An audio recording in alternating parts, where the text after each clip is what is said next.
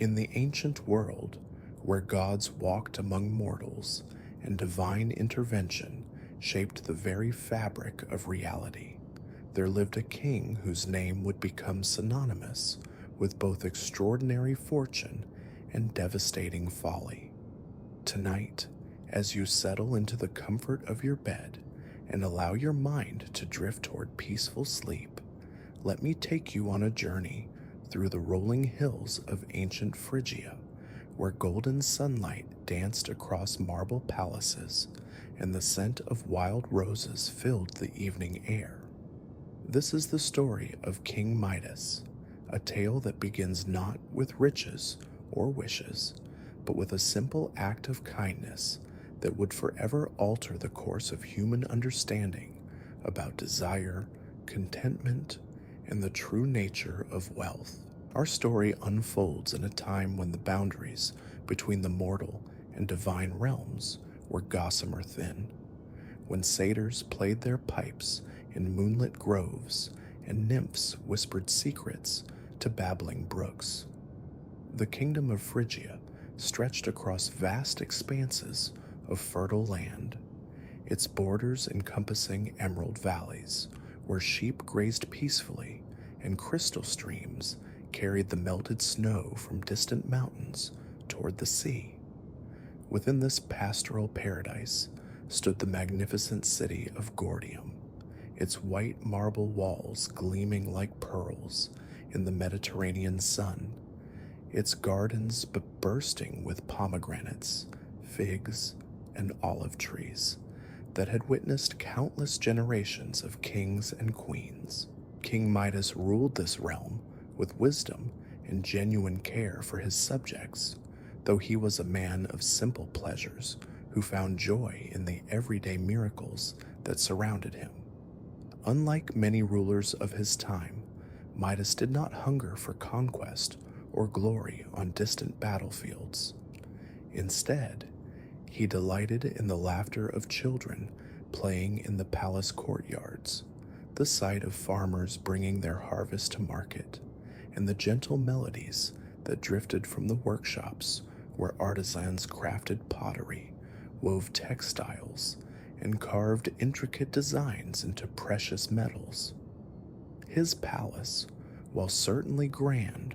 was known more for its warmth and hospitality than for ostentatious displays of wealth. The king possessed a daughter named Zoe, whose beauty was said to rival that of Aphrodite herself, though her true radiance came not from her physical appearance, but from her compassionate heart and quick intelligence. She moved through the palace like a beam of sunlight, bringing comfort to servants who were troubled, wisdom to advisors who faced difficult decisions, and joy to her father who treasured their evening conversations as they walked together through the palace gardens. Zoe had inherited her father's appreciation for life's simple pleasures, finding wonder in the changing colors of sunset, the patterns that raindrops made on marble surfaces, and the stories that elderly courtiers told about the kingdom's ancient history. It was during one of these peaceful evenings, as father and daughter strolled among the jasmine bushes that perfumed the night air with their sweet fragrance, that their tranquil world would encounter the first stirrings of divine intervention. The moon hung full and silver above them, casting long shadows across the garden paths, while nightingales sang their haunting melodies from hidden perches among the flowering vines. Neither Midas nor Zoe could have imagined that this serene moment would mark the beginning of a chain of events that would test every assumption they had ever held about happiness, desire, and the relationship between material wealth and spiritual fulfillment. In the deeper regions of the royal gardens, where ancient oak trees created cathedral-like spaces beneath their spreading branches, a most unusual discovery awaited them. The sound reached their ears first, a soft groaning that seemed to emanate from the earth itself, accompanied by what sounded like muttered complaints and the occasional hiccup. Following the mysterious sounds along a winding path lined with marble statues of forgotten heroes, they came upon a sight that would have caused lesser mortals to flee in terror, but which stirred only compassion in their generous hearts. There, sprawled beneath a magnificent olive tree, whose gnarled roots had been twisted by centuries of growth, lay a creature that belonged to the realm of legend rather than ordinary experience. The being possessed the torso and arms of a man, though his skin had the weathered appearance of tree bark, and his hair seemed to be composed of living moss that shifted and changed color in the moonlight. From his waist downward, however, his body transformed into that of a goat, complete with powerful haunches covered in coarse brown fur and hooves that had left deep impressions in the soft earth around the tree's base. Small horns protruded from his forehead, and his ears were pointed like those of a woodland creature, twitching occasionally as if responding to sounds that human senses could not detect. This was unmistakably a satyr, one of the wild companions of Dionysus, the god of wine and celebration, though this particular satyr appeared to be in considerable distress. His normally jovial expression was clouded with confusion and discomfort, while his usually graceful movements had been replaced by the uncoordinated stumbling of someone who had consumed far too much wine. Empty amphoras lay scattered around his resting place, their contents having long since soaked into the thirsty earth, leaving behind only the lingering aroma of fermented grapes and herbs. The satyr's name, as they would soon discover, was Silenus, and he held a position of particular importance in the divine hierarchy as the oldest and wisest of Dionysus's followers. Unlike the younger satyrs, who were known primarily for their love of music, dancing, and mischievous pranks, Silenus possessed ancient wisdom that even the gods themselves valued and sought. His knowledge encompassed secrets of the natural world that had been accumulating since the dawn of time, including the locations of hidden springs that could heal any ailment,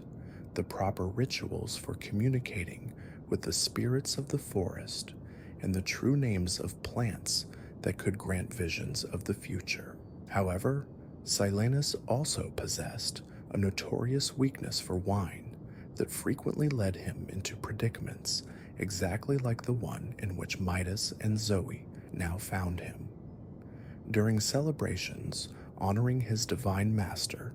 the ancient satyr would inevitably consume quantities of wine that would have felled a dozen mortal men,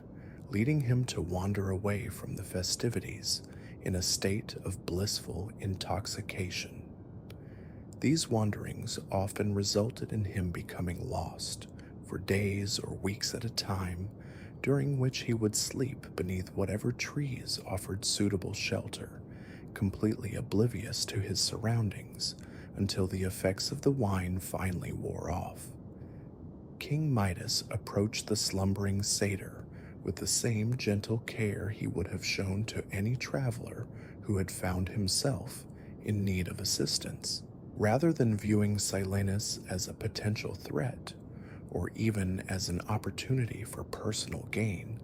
the king saw only a fellow being who required help and hospitality.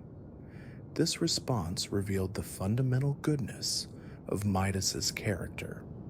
the quality that would ultimately determine both his greatest triumph and his most profound tragedy in the events that were to follow. Working together, father and daughter managed to rouse Silenus from his wine-induced stupor,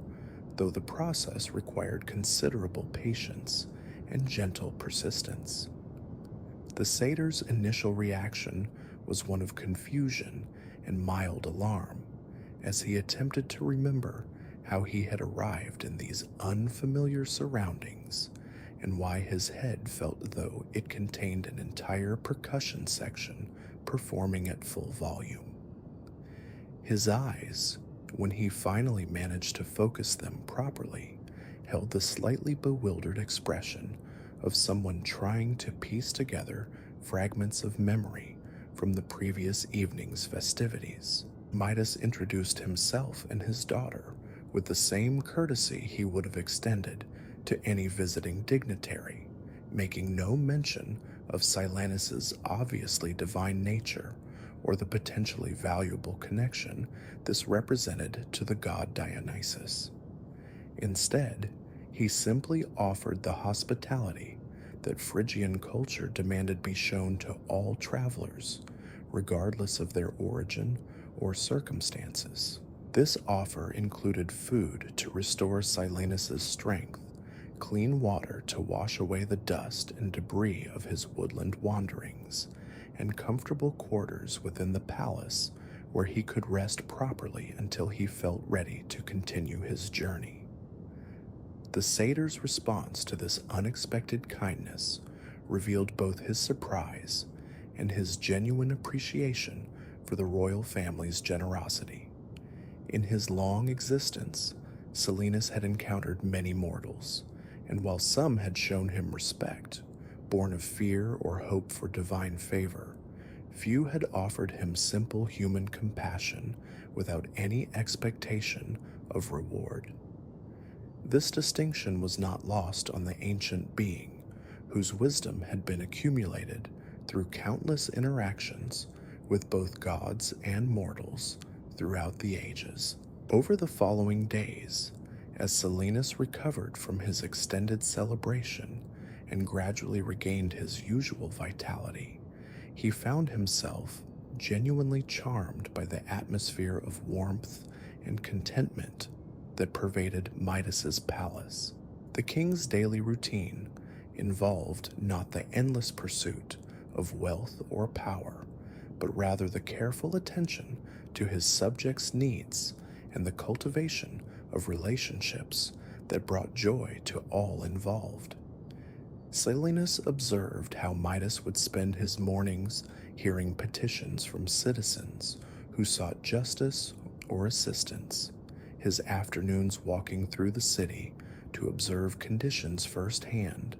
and his evenings in conversation with his daughter, sharing stories and discussing the philosophical questions that had always fascinated them both. This lifestyle stood in marked contrast to what Silenus had witnessed in other royal courts, where rulers often became consumed with accumulating treasures, expanding their territories, or demonstrating their power through elaborate displays of wealth and authority. Midas seemed genuinely content with what he possessed, finding pleasure in the successful harvest festivals that celebrated his kingdom's agricultural abundance, the skilled craftsmanship of his artisans, and the peaceful relationships his diplomatic efforts had fostered with neighboring kingdoms. The satyr's presence in the palace created an atmosphere of gentle excitement, as servants and courtiers found themselves in the company of a being who possessed first-hand knowledge of divine mysteries and ancient wisdom. Silenus proved to be a delightful companion, regaling his hosts with stories of his adventures throughout the centuries, his observations of how the world had changed since the early days of creation, and his insights into the complex relationships between gods and mortals that shaped the course of human destiny. These evening conversations, conducted in the palace's great hall, while fires crackled in massive hearths and servants brought platters of fruits, cheeses, and freshly baked bread, became treasured occasions that all participants would remember for the remainder of their lives. Silenus spoke of witnessing the birth of mountains, the first growth of forests that now stretched across entire continents, and the early experiments of gods who were still learning how to balance their divine powers with the delicate needs of the mortal world they had chosen to nurture. As the days passed and Silenus's strength fully returned, both he and his hosts began to realize that their time together was approaching its natural conclusion. The satyr's divine nature meant that he could not remain indefinitely in any mortal realm, no matter how pleasant his circumstances might be. His duties to Dionysus and his role in the cosmic order required his eventual return to the divine sphere, where celebrations of life, fertility, and creative inspiration continued their eternal cycle. The bonds of genuine friendship that had developed between Silenus and the royal family made this approaching departure a source of mutual sadness, though all parties understood its necessity. Midas and Zoe had found in their divine guest a companion whose wisdom enriched their understanding of existence, while whose humor and warmth brought additional joy to their already contented lives. Silenus, for his part, had discovered in his mortal hosts examples of the virtues that the gods themselves sought to cultivate, proof that divine qualities could flourish in human hearts when nurtured by compassion and wisdom. On the final evening before Silenus's departure, as they sat together beneath the same olive tree where their friendship had begun, the ancient satyr found himself moved to offer his hosts some token of appreciation for their extraordinary kindness. This gesture would prove to be the catalyst that transformed their peaceful story into one of the most enduring lessons about human nature and desire that the ancient world would ever produce. The satyr's eyes gleamed with an inner light that seemed to capture and reflect the silver radiance of the moon above, while his weathered features softened into an expression of profound gratitude and ancient wisdom. Silenus understood that the gift he was about to bestow carried within it powers that could reshape the very foundations of mortal existence. Yet he also recognized that Midas possessed the rare combination of virtue and wisdom that might allow him to navigate such dangerous waters successfully.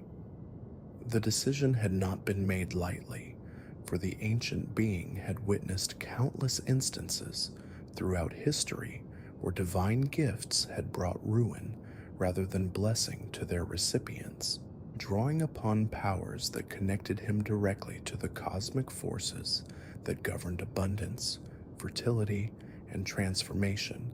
Silenus spoke words that seemed to resonate not just through the evening air, but through the very fabric of reality itself. His voice carried harmonics that mortal ears were not accustomed to hearing, frequencies that seemed to originate from the earth beneath their feet and the stars wheeling overhead. The offer he made was simple in its expression, yet infinite in its implications. A single wish that could be shaped according to the deepest desires of the recipient's heart. King Midas listened to this extraordinary proposition with the same thoughtful attention he brought to all important matters, though the magnitude of what was being offered required several moments of contemplation before its full significance became clear. The power to reshape reality according to one's desires represented a form of authority that even the greatest kings could only dream of possessing. Yet Midas found himself considering not what such power might accomplish for him personally, but rather what responsibilities it would entail and how it might affect those he loved and served. Princess Zoe, observing her father's contemplative silence,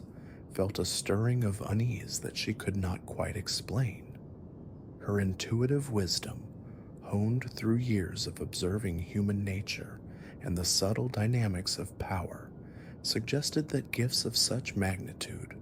often carried hidden costs that revealed themselves only after acceptance. The gentle breeze that rustled through the olive leaves seemed to whisper warnings that spoke to some deeper understanding within her consciousness, though she could not translate these impressions into specific concerns that might guide her father's decision. The king's initial impulse was to decline the offer entirely, recognizing that his current life already contained everything necessary for genuine happiness and fulfillment. His kingdom prospered under his guidance. His daughter brought him daily joy through her wisdom and compassion, and his subjects lived in peace and relative abundance. What additional blessing could divine intervention provide that would improve upon this existing foundation of contentment and purpose?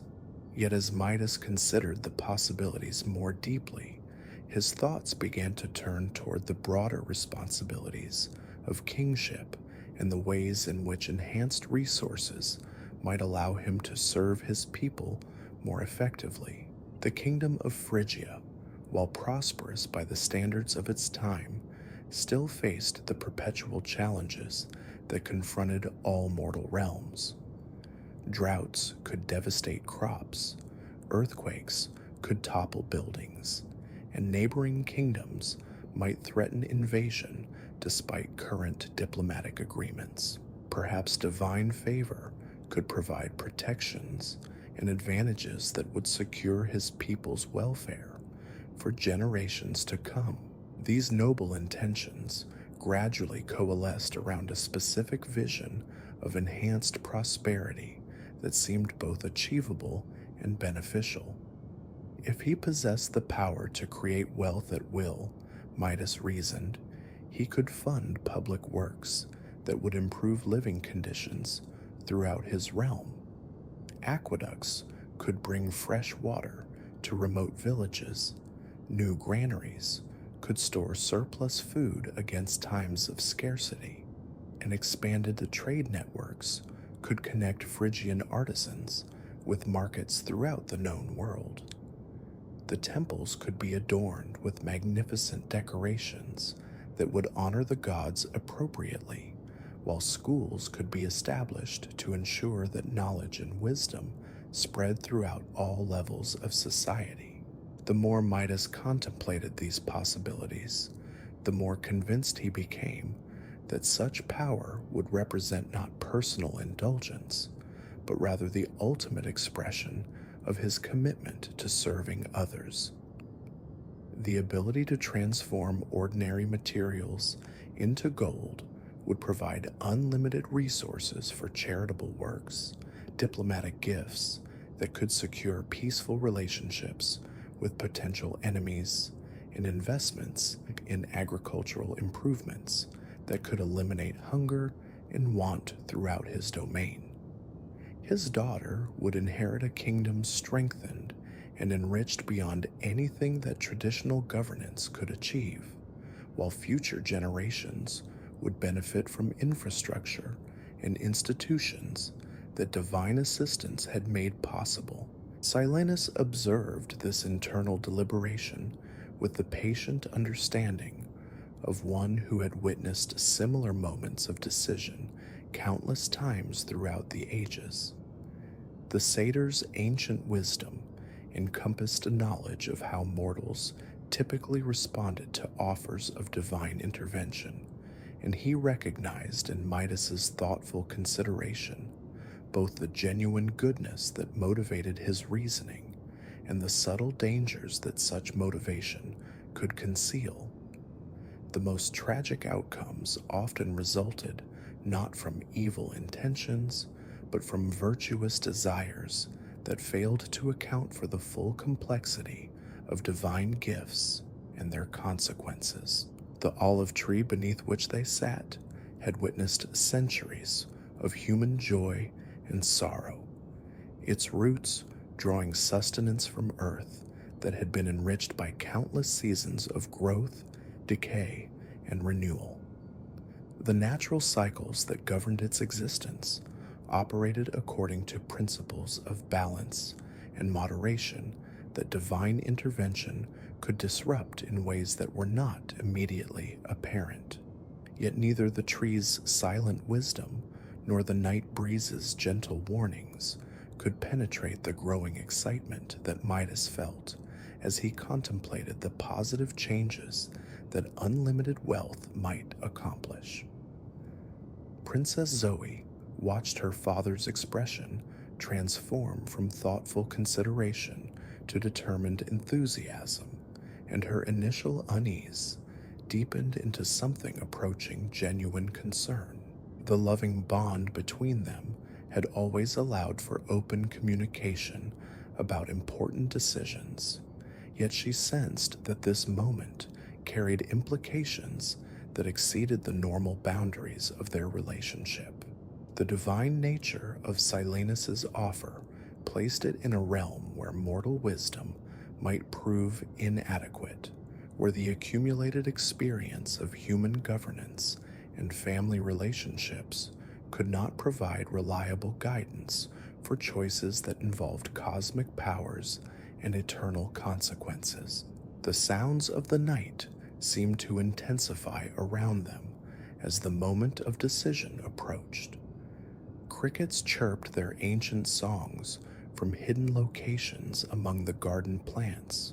while distant owls called to each other across the darkness with voices that seemed to carry both wisdom and warning. The palace itself stood silent behind them, its windows glowing with the warm light of oil lamps and hearth fires, representing the peaceful domestic world that would inevitably be transformed by whatever choice the king now made. Midas finally spoke, his voice carrying the quiet confidence that had characterized his most important royal pronouncements throughout his reign. The wish he expressed seemed both modest and ambitious, reflecting his fundamental belief that increased material resources would naturally translate into increased capacity for good works and benevolent governance. He asked for the power to turn anything he touched into pure gold, envisioning this ability as the ultimate tool for creating prosperity and solving the practical problems that limited his effectiveness as a ruler and protector of his people's welfare. The words hung in the evening air for what seemed like an eternity, though in reality only moments passed before Silenus nodded his acceptance and began the ancient rituals that would transform the king's request from mere possibility into divine reality. The satyr's hands moved in patterns that seemed to trace invisible symbols against the star-filled sky,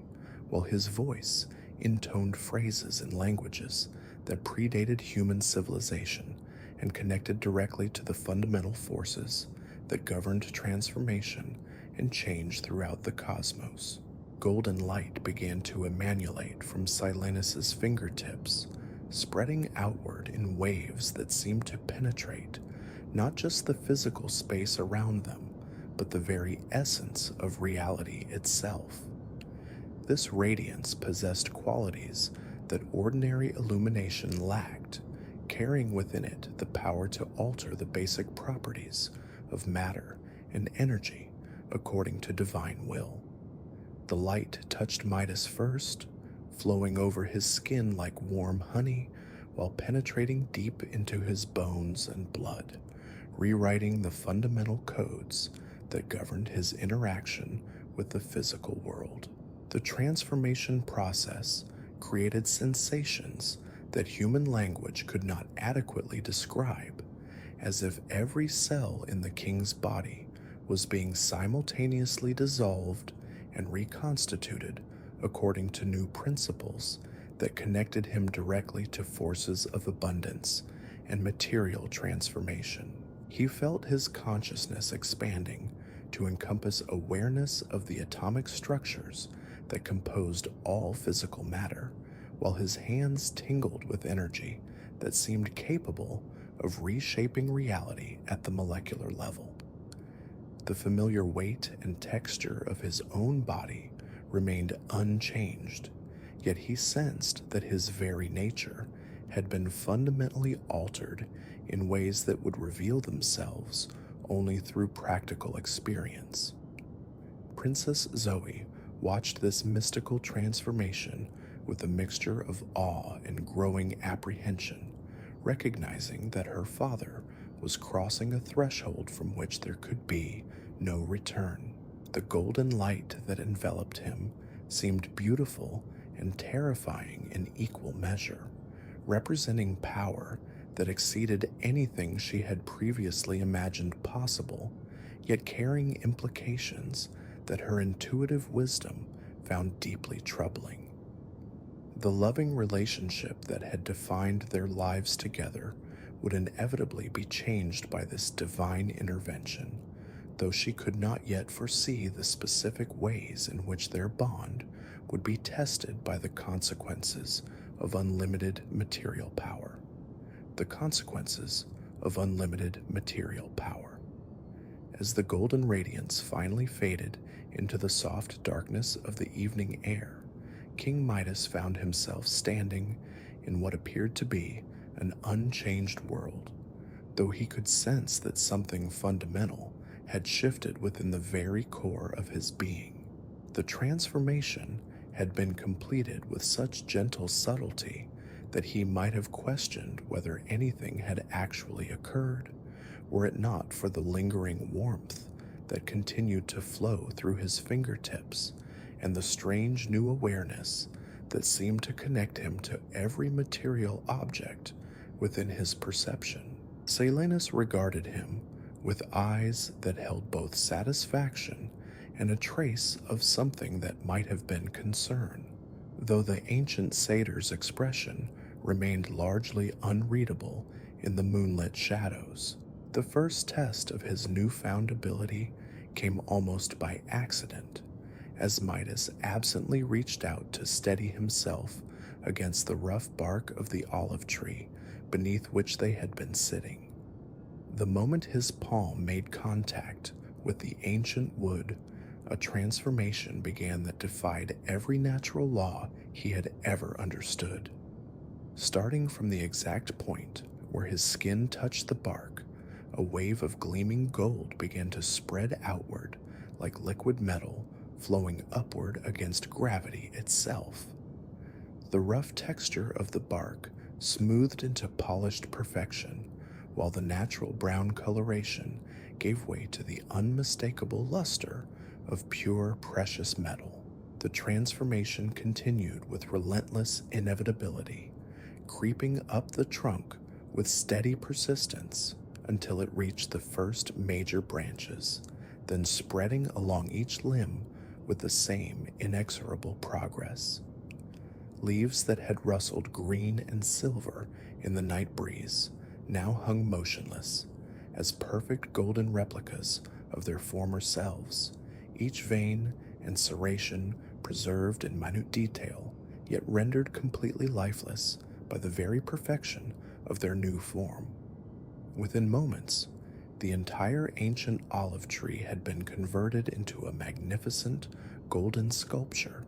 that gleamed with ethereal beauty in the moonlight, while retaining no trace of the living essence that had sustained it for countless centuries. Princess Zoe gasped audibly at this dramatic demonstration of divine power, her hand rising involuntarily to cover her mouth as she witnessed the complete transformation of a living entity into lifeless, precious metal. The tree that had provided shade and shelter for countless generations, that had weathered storms and droughts while continuing to produce the olives that sustained both human and animal life, now stood as nothing more than an elaborate decoration whose beauty could never compensate for the loss of its vital essence. The philosophical implications of this change struck her immediately, raising questions about the relationship between material value and intrinsic worth that would haunt her thoughts in the days to come. King Midas himself stared at his handiwork with a mixture of wonder and growing unease, though his initial reaction was dominated by amazement at the sheer magnitude of power now at his disposal. The golden tree represented wealth beyond anything he had previously imagined possible, its precious metal content alone sufficient to fund major construction projects or purchase alliances with distant kingdoms. Yet something about the transformation troubled him on a level that he could not immediately identify, a subtle wrongness that seemed to emanate from the perfect stillness where living motion had once existed. Silenus watched these reactions with the patient understanding of one who had witnessed similar moments of discovery countless times throughout the ages, recognizing both the initial excitement and the dawning comprehension that typically accompanied such demonstrations of divine intervention. The ancient satyr had fulfilled his obligation to repay the kindness shown to him, yet his expression suggested that he understood the full implications of what had just occurred far better than either of his mortal companions could yet grasp. The gift had been bestowed exactly as requested, with no deception or hidden modifications,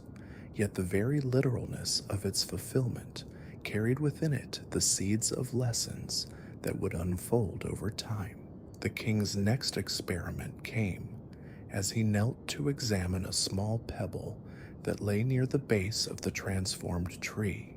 curious to test whether his power extended to all forms of matter or remained limited to organic materials. The moment his finger touched the ordinary stone, it began to glow with the same golden radiance, its rough surface smoothing into polished perfection as it transformed into a nugget of pure gold that seemed to capture and concentrate the moonlight into brilliant reflections. This second transformation confirmed that his ability recognized no boundaries between living and non-living matter, suggesting possibilities that were both thrilling and deeply unsettling. Princess Zoe found her voice at last, though her words came hesitantly as she struggled to articulate the complex emotions that the demonstrations had awakened within her. She spoke of her amazement at witnessing such incredible power, yet also expressed concern about the implications of transforming living things into lifeless metal, no matter how precious that metal might be. Her questions revealed an intuitive understanding of the potential consequences that her father, in his excitement over the practical applications of his gift,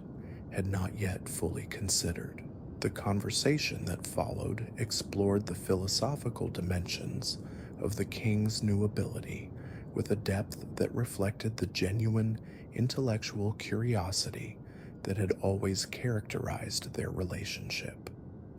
Midas acknowledged his daughter's concerns while maintaining his conviction that such power, carefully applied, could solve many of the practical problems that limited his effectiveness as a ruler. He envisioned using his gift selectively, transforming only non-essential objects into gold while leaving all vital elements of the natural world untouched by his dangerous touch. This resolution seemed reasonable in the abstract, yet both father and daughter sensed that reality might prove more complicated than their theoretical discussions suggested. The power to transform matter operated according to divine rather than mortal logic, responding to physical contact rather than conscious intention, making precise control far more difficult than their initial optimism had assumed. The olive tree stood before them as evidence of how quickly and completely the transformation process operated, leaving no opportunity for second thoughts or careful reconsideration once contact had been made. Silenus listened to their discussion with growing solemnity, recognizing patterns of reasoning that he had observed in countless other mortals who had received similar gifts throughout the centuries.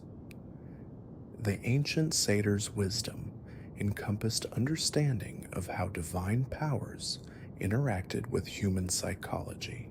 creating situations where the very virtues that made individuals worthy of such gifts could ultimately lead to their undoing.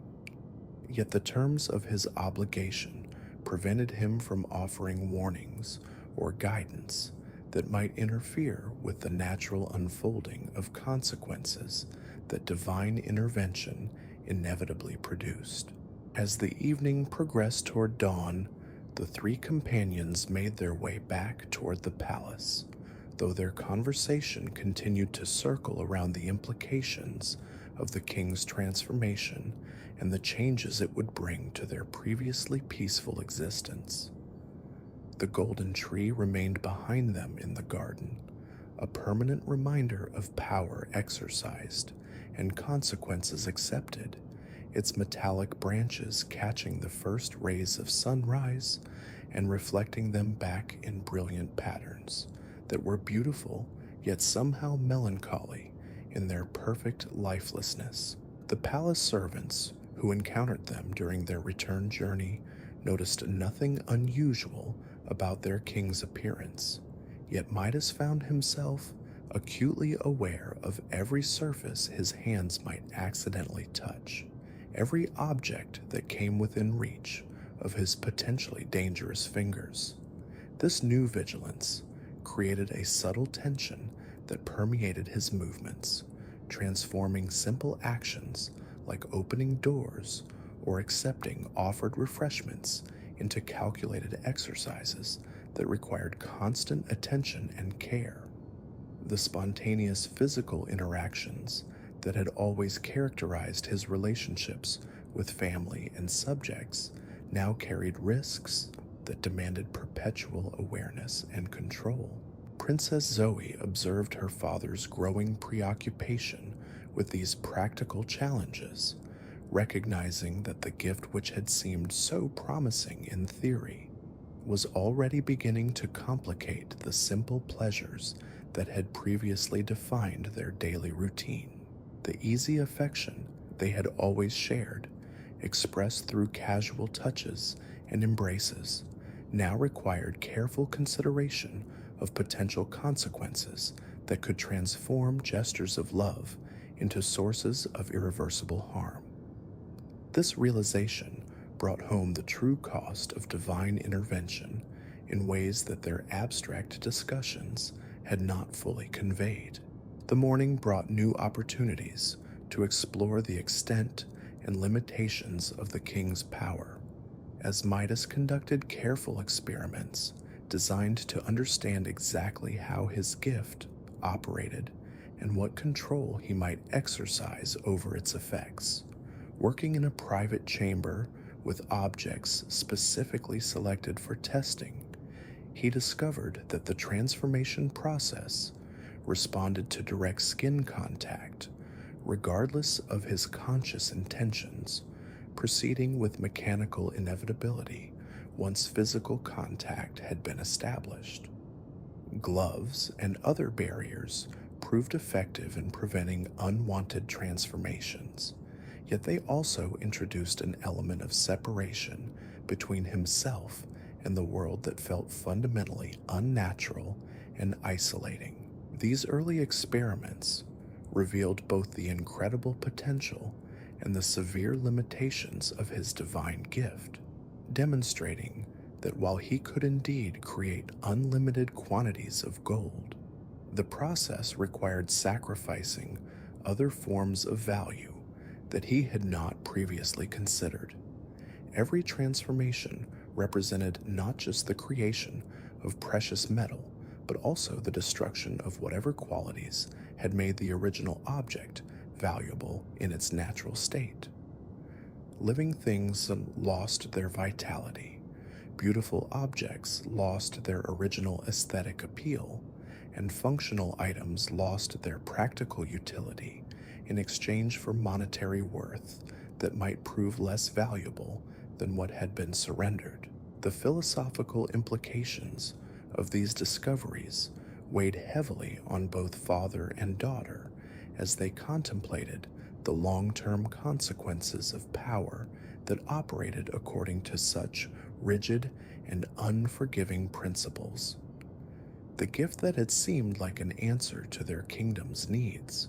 was revealing itself as a double-edged blessing that demanded careful consideration of every application. The golden tree in the garden served as a constant reminder of how quickly good intentions could produce results that were both spectacular and troubling, beautiful yet somehow diminished by the very perfection of their transformation. News of the king's mysterious new ability began to spread throughout the palace, despite his attempts at discretion, carried by servants who had witnessed the golden tree and courtiers who had observed his increasingly cautious behavior around everyday objects. The rumors that circulated combined accurate observations with wild speculation, creating an atmosphere of excitement and anticipation that made it impossible for Midas to continue his experiments in complete privacy. The knowledge that divine favor had blessed their king filled many subjects with pride and hope, yet others wondered what such power might mean for the traditional relationships and customs that had always governed their society. The weight of these expectations, combined with his growing understanding of the gift's limitations and dangers, created pressures that Midas had not anticipated when he made his fateful wish. The simple desire to help his people had evolved into a complex responsibility that required wisdom and restraint beyond anything his previous experience as a ruler had demanded. The power to create unlimited wealth was meaningless if its exercise destroyed the very things that made wealth valuable. Yet the expectations of his subjects and the potential benefits of careful application made abandoning the gift seem equally problematic. As the sun climbed higher into the morning sky, casting long shadows across the palace courtyards where life continued its normal rhythms, despite the extraordinary changes that had occurred in the royal quarters, both Midas and his daughter found themselves contemplating a future that would test every assumption they had ever held about power, responsibility, and the true nature of blessing and curse in the complex relationship between divine will and human desire. The days that followed brought a succession of revelations that gradually unveiled the true complexity of divine gifts and their unforeseen consequences. King Midas discovered that his newfound power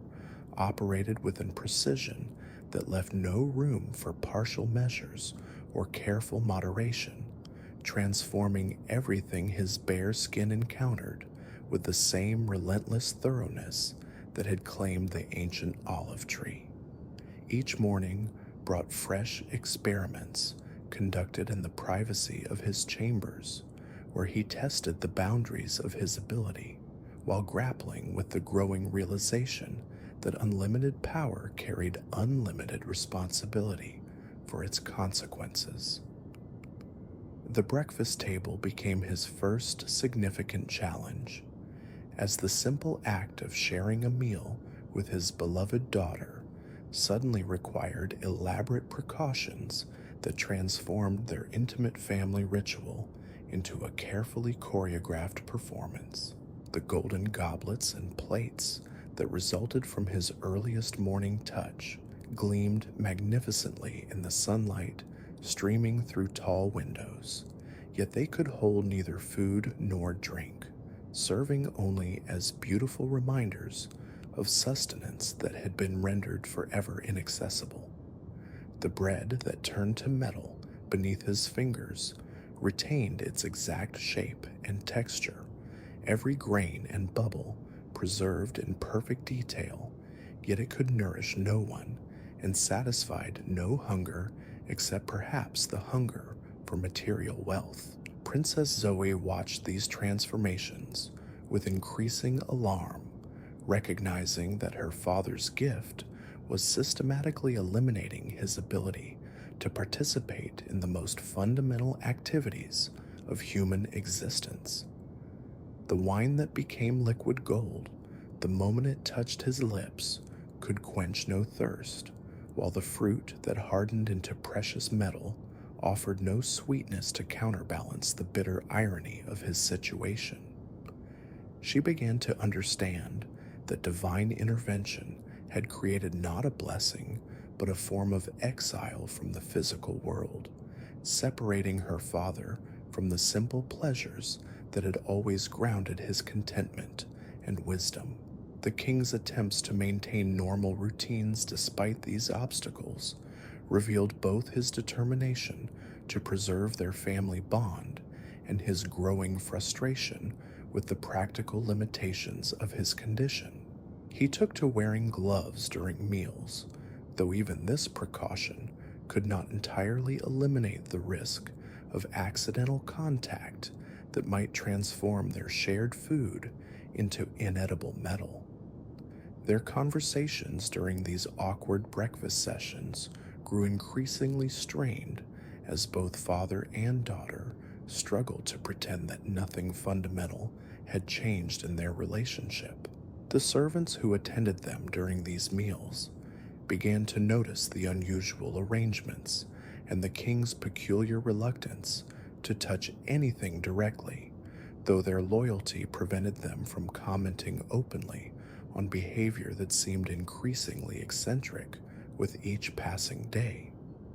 The golden objects that appeared throughout the palace with growing frequency created whispered speculation among the staff about divine favor and royal secrets, yet none could guess the true nature of the burden their beloved king now carried. As word of these strange occurrences spread beyond the palace walls, delegations of nobles and merchants began arriving from distant kingdoms, drawn by rumors of unlimited wealth and eager to negotiate trade agreements or military alliances that might benefit from Phrygia's apparent divine blessing. These visitors found themselves greeted by a king who seemed oddly reluctant to demonstrate the powers they had traveled so far to witness, deflecting their requests with diplomatic language that concealed his growing awareness of the dangerous implications such demonstrations might carry. The pressure of these expectations weighed heavily on Midas as he contemplated the political ramifications of his situation. His neighboring rulers would inevitably interpret any reluctance to share his divine gift as evidence of hostile intentions or strategic deception, potentially threatening the peaceful relationships that had taken years of careful diplomacy to establish. Yet the alternative of demonstrating his power carried risks that extended far beyond immediate political considerations, potentially triggering conflicts based on envy, fear, or desperate attempts to acquire similar abilities through conquest or coercion. These diplomatic challenges were compounded by internal pressures from his own advisors and courtiers, many of whom urged him to use his gift to fund massive public works projects that would secure Phrygia's dominance throughout the region. Their enthusiasm for roads, aqueducts, temples, and fortifications that could be constructed with unlimited resources reflected genuine patriotic fervor, Yet their proposals invariably required the transformation of vast quantities of natural materials into gold, a process that would inevitably strip the kingdom of resources that possessed value beyond mere monetary worth. The royal gardens, where Midas had always found peace and inspiration for his most important decisions, became a source of particular anguish as he contemplated the potential consequences of his touch on the living ecosystem that had sustained the palace for generations. The roses that had perfumed evening walks with their daughter, the fruit trees that had provided both beauty and sustenance, the herbs that flavored royal meals and provided medicine for common ailments,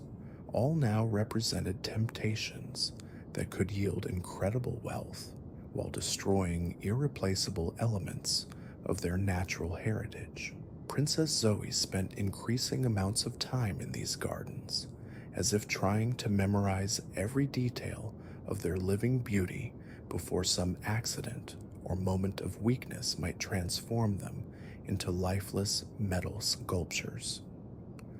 Her daily walks became pilgrimages of appreciation, during which she would touch every flower, breathe deeply of every fragrance, and listen intently to every bird song, storing these sensory experiences against the possibility that they might soon exist only in memory. The emotional distance that began developing between father and daughter proved more painful than any of the practical inconveniences his gift had created. Their evening conversations, once characterized by easy physical affection and spontaneous gestures of love, now required careful attention to maintaining safe distances that prevented accidental contact. The hugs and gentle touches that had always expressed their deep bond were replaced by formal courtesies that preserved safety while sacrificing the intimacy that had defined their relationship. This growing isolation affected the king's judgment in ways that neither he nor his daughter initially recognized, as the absence of normal human contact began to distort his perspective on the relative value of material wealth versus emotional connection. The golden objects that accumulated throughout the palace served as constant reminders of his power, yet they could not compensate for the gradual erosion of the spontaneous human interactions that had always sustained his emotional well-being and moral clarity. The kingdom's economy began experiencing unexpected fluctuations as news of the king's ability created speculation and uncertainty in markets throughout the region. Merchants struggled to establish fair prices for goods when rumors suggested that unlimited gold might soon flood the commercial system, while craftsmen wondered whether their skills would retain value in a world where precious metals could be created at will. These economic disruptions affected ordinary citizens who had no direct knowledge of the king's situation, yet found themselves caught in the consequences of forces they could neither understand nor control. Meanwhile, the physical toll of maintaining constant vigilance against accidental transformations began to manifest in ways that concerned everyone who cared about the king's welfare. The stress of perpetually controlling his movements and interactions created tension that affected his sleep, his appetite, and his ability to concentrate on the complex decisions that effective governance required. The simple act of ruling a kingdom became exponentially more difficult when every gesture carried the potential for irreversible consequences. The morning came when these accumulated pressures would crystallize into a moment of crisis that would forever change how both father and daughter understood the true nature of the gift that had seemed so promising in the peaceful garden where their ordeal had begun. Princess Zoe approached her father as he sat in his study, surrounded by golden objects that represented both incredible wealth and growing isolation from the world he had always loved. Her expression carried a mixture of concern and determination that suggested she had reached some significant decision about their increasingly untenable situation. The conversation that followed would explore questions about power, responsibility, and the relationship between material abundance and genuine happiness that neither of them had previously been forced to confront. The golden light, streaming through the study windows, illuminated documents and artifacts that chronicled generations of royal wisdom, yet offered no guidance for navigating challenges that exceeded anything their ancestors had ever faced. The weight of divine intervention pressed upon them both as they struggled to find solutions that could preserve their bond while managing powers that seemed designed to separate them from everything they held most dear. Outside the palace walls, the kingdom of Phrygia continued its daily rhythms, unaware that their beloved king was grappling with consequences that would ultimately test not only his wisdom and character, but the very foundations of love and family that had always sustained him through the challenges of leadership. The golden tree in the garden stood as a permanent monument to choices made and paths taken. Its metallic branches reaching toward a scathas seemed increasingly distant from the mortal concerns that had once defined their peaceful world. The afternoon light filtering through the study windows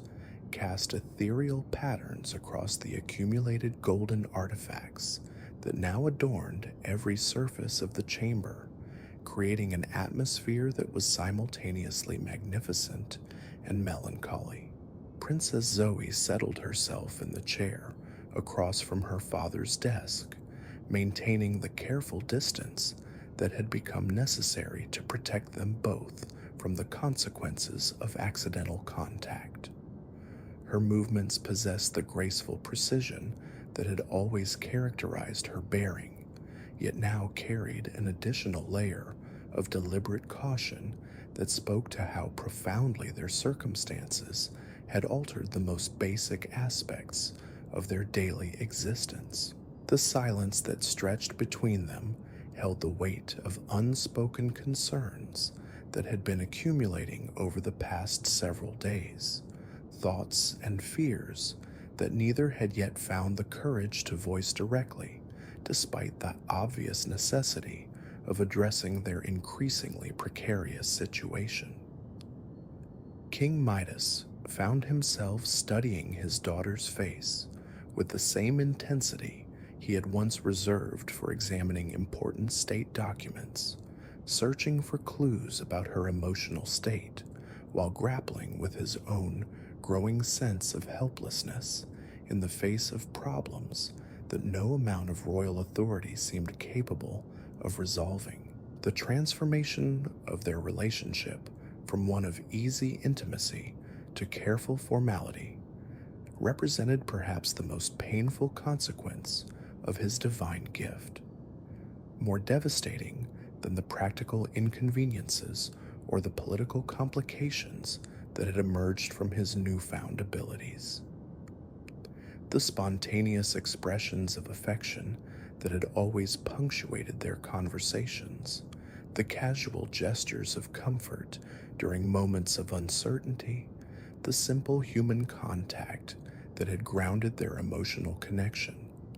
all now carried risks that made such interactions impossible without elaborate precautions that drained them of their natural warmth and meaning. Princess Zoe broke the silence with words that carried both gentleness and unmistakable determination,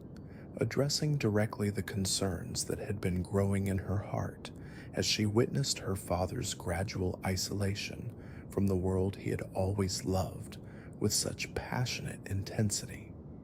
Her voice held the same melodic quality that had always brought him comfort during difficult decisions, yet now carried undertones of urgency that reflected her growing awareness of how quickly their situation was deteriorating beyond any hope of easy resolution. She spoke first of her observations regarding the changes in his behavior and demeanor, noting how the constant vigilance required to prevent accidental transformations had begun to affect not only his physical movements, but his mental clarity and emotional equilibrium. The king, who had once moved through his palace with confident ease, greeting subjects and servants with spontaneous warmth, had been replaced by someone who approached every interaction with calculated caution that created barriers between himself and the people he served. The princess described her conversations with palace servants and courtiers who had begun expressing concern about their beloved ruler's apparent withdrawal from the accessible leadership style that had always characterized his reign. These loyal subjects could not understand the reasons behind his increasingly formal behavior, interpreting his necessary precautions as evidence of growing arrogance or dissatisfaction with their service. The misunderstandings that resulted from these misperceptions were creating tensions throughout the palace hierarchy that threatened to undermine the atmosphere of mutual respect and cooperation that had always been one of Phrygia's greatest strengths. More troubling still were the reports reaching the palace from throughout the kingdom, describing economic disruptions and social anxieties that seemed to be spreading in response to rumors about supernatural events and divine interventions that few citizens understood but all found deeply unsettling. The stability that had always characterized Phrygian society was beginning to show signs of strain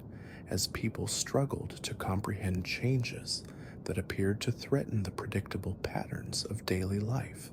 they had always taken for granted. King Midas listened to these observations with growing dismay,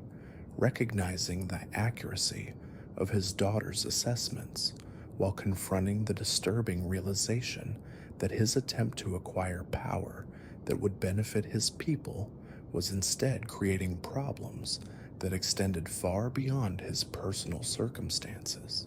The gift that had seemed like an answer to the limitations that constrained his effectiveness as a ruler was proving to be a source of new limitations that were far more severe than anything he had previously experienced. The irony of his situation struck him with particular force as he contemplated how his desire to serve others more effectively had resulted in his increasing separation from the very people he had hoped to help. The unlimited wealth that his touch could create remained meaningless if he could not safely interact with his subjects, share meals with his family, or participate in the countless small activities that had always connected him to the rhythms of mortal existence. The divine power that elevated him above normal human limitations had simultaneously cut him off from the human connections that gave meaning to power itself. Princess Zoe continued her gentle but persistent analysis by addressing the philosophical implications of their predicament, raising questions about the nature of value and the relationship between material abundance and genuine prosperity that her father's experience was forcing them both to confront.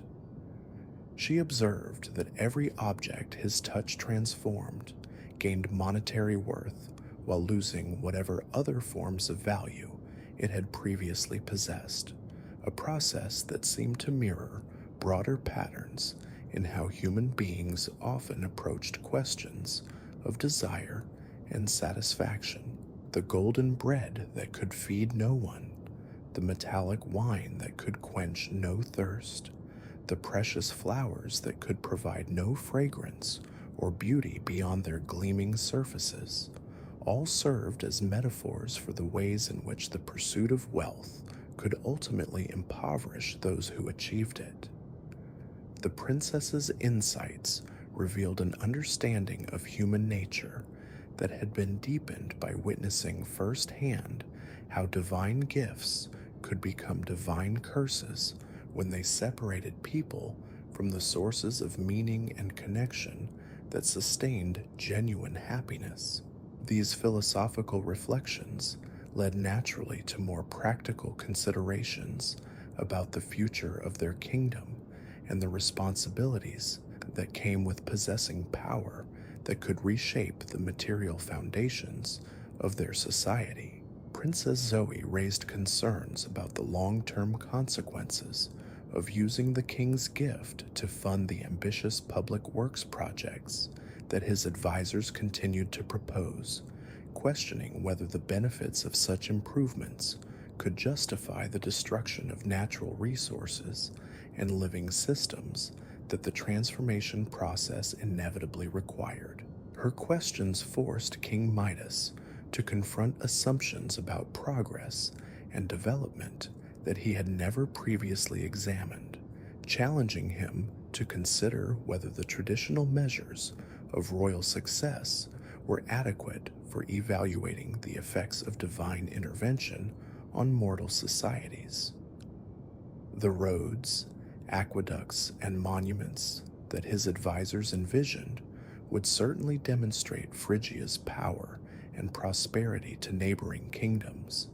yet they would be built from materials that had been stripped of their original life and vitality in service of human ambitions. The conversation gradually evolved from analysis of their current problems to exploration of possible solutions that might allow them to preserve their relationship while managing the dangerous power that continued to course through the king's touch. Princess Zoe suggested various strategies for maintaining safer interactions, from the use of protective barriers to the development of elaborate protocols that could minimize the risks of accidental contact without completely eliminating their ability to express affection and support for one another. Yet both father and daughter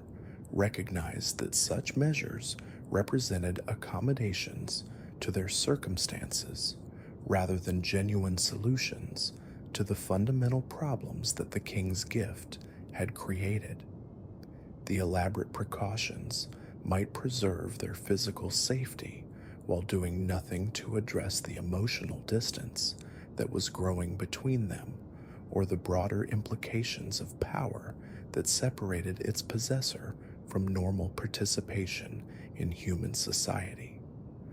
As the afternoon light began to fade and evening shadows started creeping across the study floor,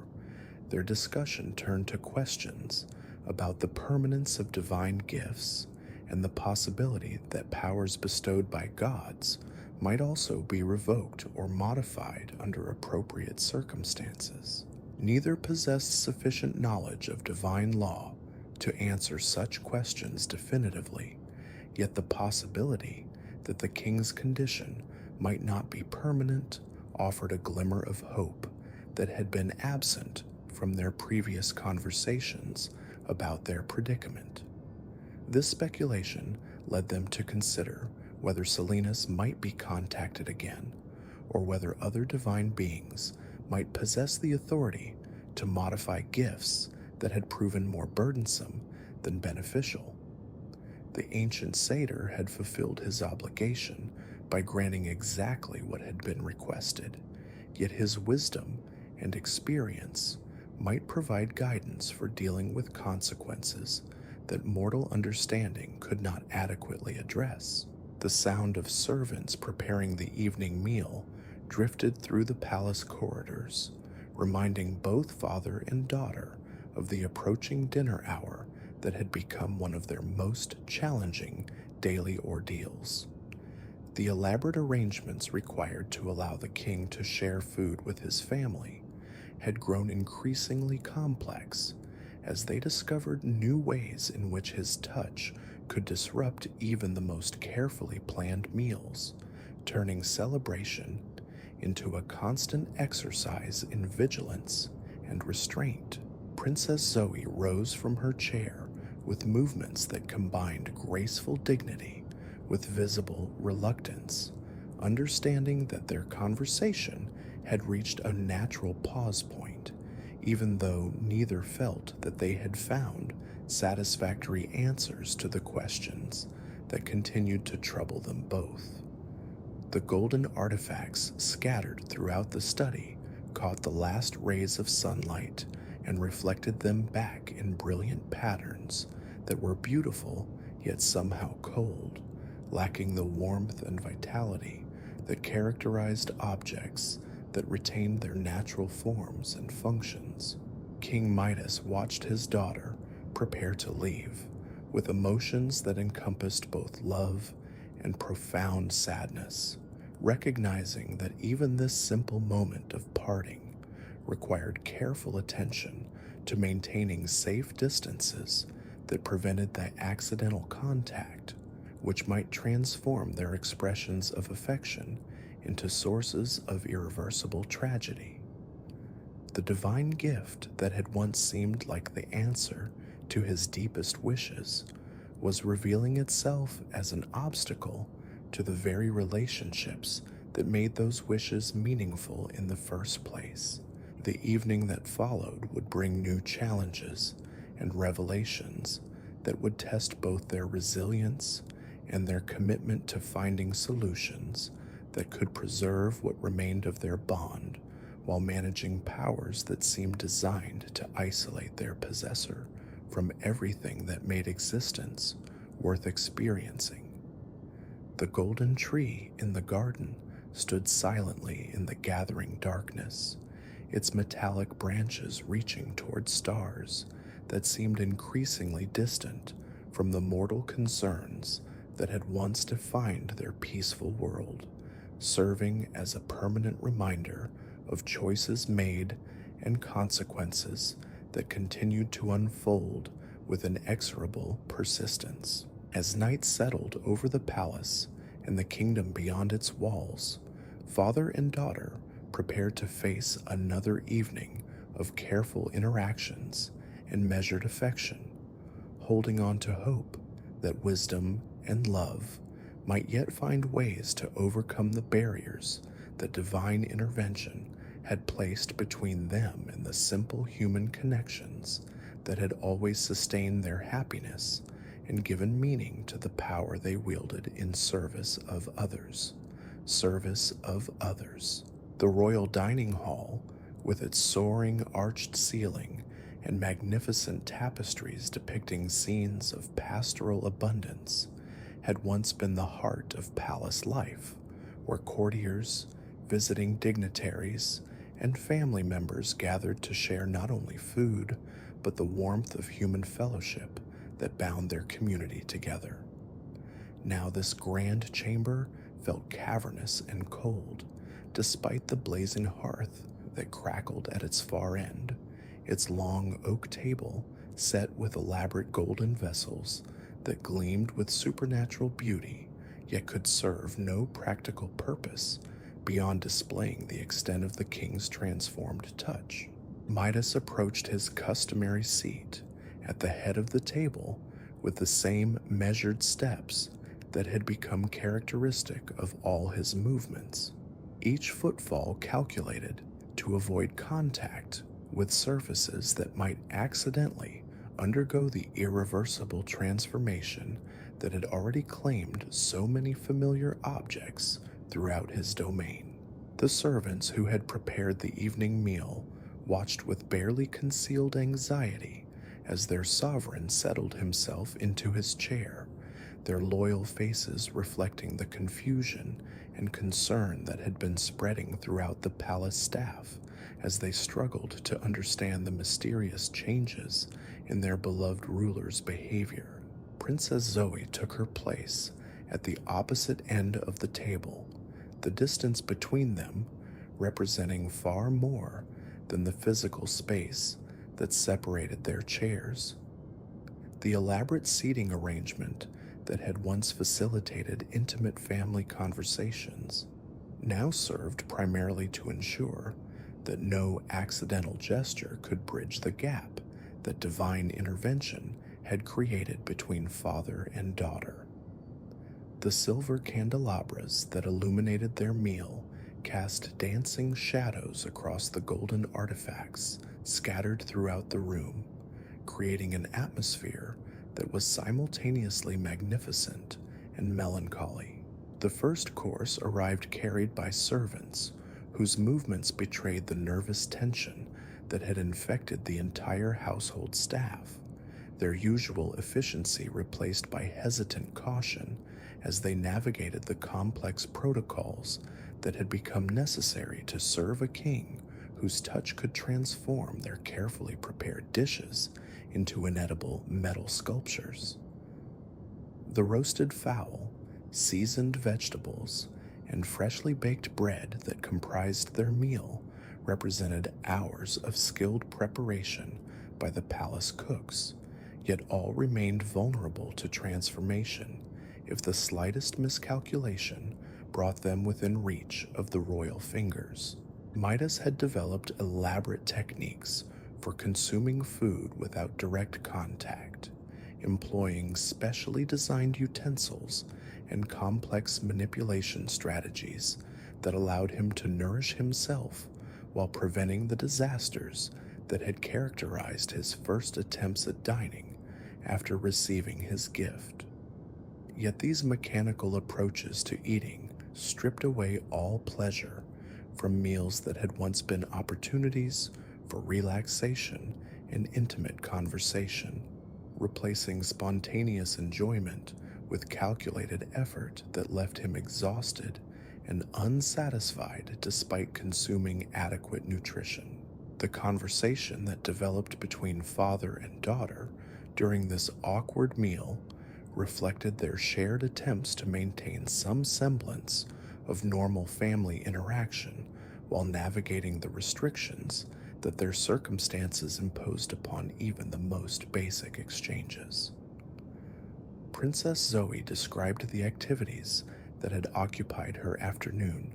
including her visits to various sections of the palace gardens, where she continued her efforts to memorize every detail of natural beauty that might soon fall victim to her father's dangerous touch. Her words carried undertones of urgency that revealed her growing awareness of how precarious their situation had become. The king responded with accounts of his own day's activities, including meetings with advisors who continued pressing him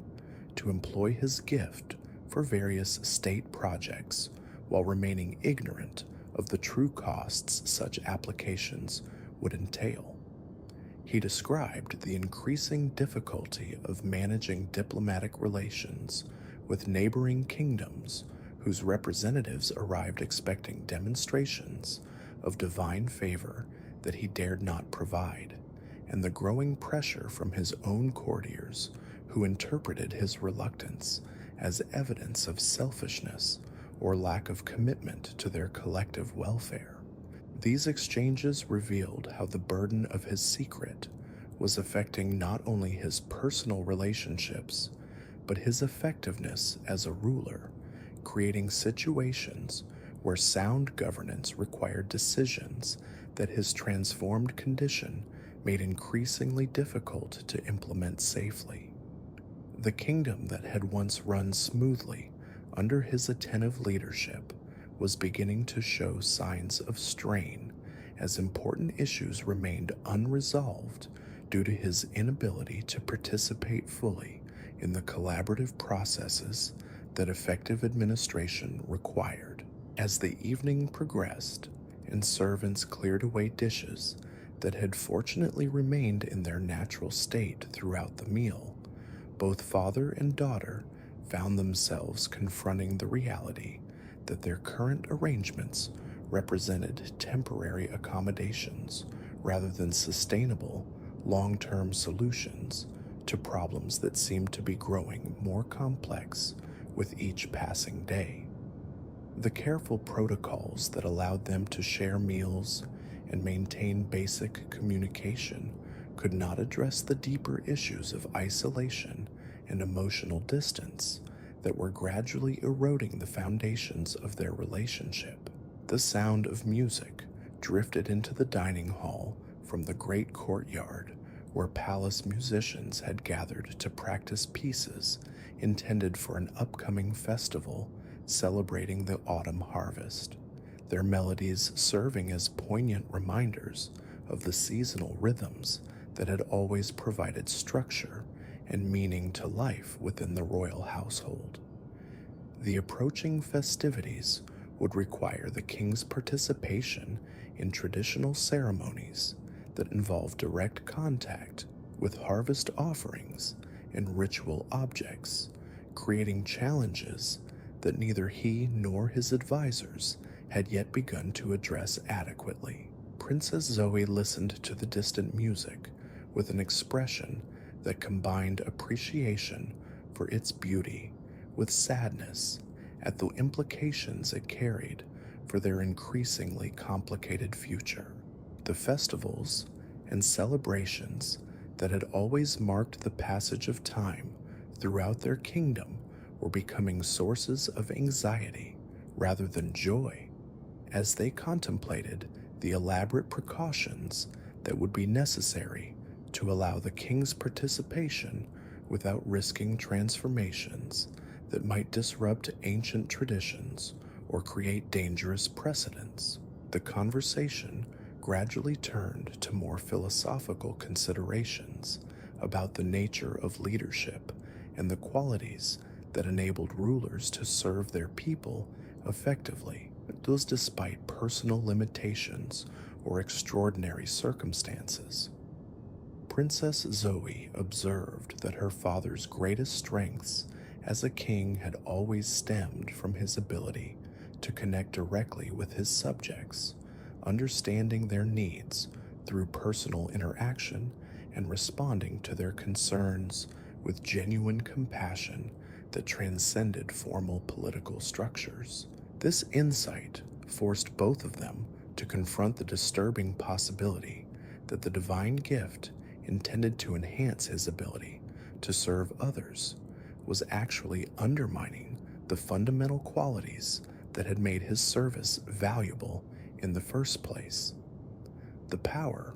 to create unlimited wealth meant nothing if it came at the cost of the human connections that provided wisdom about how wealth should be used and the relationships that gave meaning to prosperity itself. King Midas found himself remembering the early days of his reign when he had spent countless hours walking through the streets of his capital city, speaking directly with merchants, artisans, and farmers who helped him understand the practical impacts of his policies on their daily lives. These informal interactions had provided insights that no formal reports or official ceremonies could match, creating the foundation of knowledge and empathy that had guided his most successful initiatives as a ruler. The realization that such direct engagement with his subjects had become impossible struck him with particular force as he contemplated the growing distance between himself and the people he had dedicated his life to serving. The throne room audiences and formal ceremonies that remained available to him provided only limited opportunities for genuine communication, filtered through protocols and hierarchies that obscured the authentic voices he most needed to hear. Princess Zoe recognized the pain that these reflections were causing her father, understanding that his greatest suffering stemmed not from the personal inconveniences his condition created, but from the awareness that his desire to help others had resulted in his separation from the very people he had hoped to serve more effectively. The irony of his situation represented a form of divine justice that was both perfectly logical and profoundly cruel,